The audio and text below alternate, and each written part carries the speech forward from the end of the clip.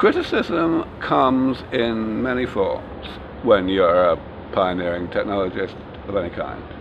There's criticism of the feasibility of what you're proposing, and there the way to address it, the way to withstand it, is very straightforward. Namely, you take it seriously. You give your critic the benefit of the doubt.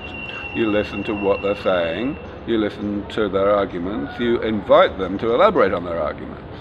And only after they have had all the chance they can to explain why your own position is wrong, then you can conclude that actually no, it's their position that's wrong.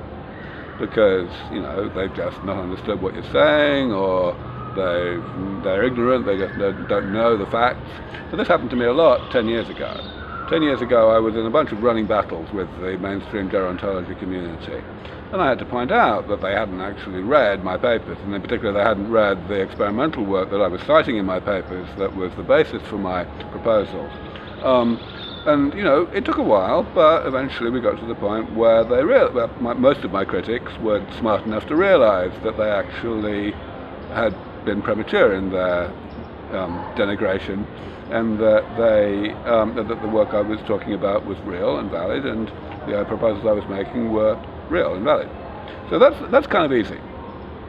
Then there's criticism at the level of desirability, at the level of, oh dear, there's going to be too many people, or dictators are going to live forever. The kind of knee-jerk sociological or psychological reactions. There it's trickier because people that one's debating with are not trained to actually engage in debate. They just want to be right, they want to walk away, they don't want to engage in any kind of, so there it's harder. And it's especially hard because I need to make at least a little bit of progress in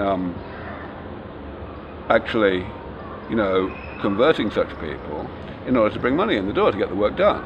So that's the frustration, that's definitely frustrating. But again, I'm okay with that in my own circumstance because I kind of understand where the irrationality comes from. I understand that humanity has had to live with aging, with the inevitability of aging, since the dawn of civilization.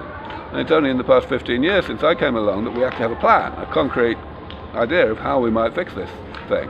So of course people have got used to putting this out of their minds and not getting their hopes up and so on. And it's no surprise to me that it's hard to get people to re-engage this battle.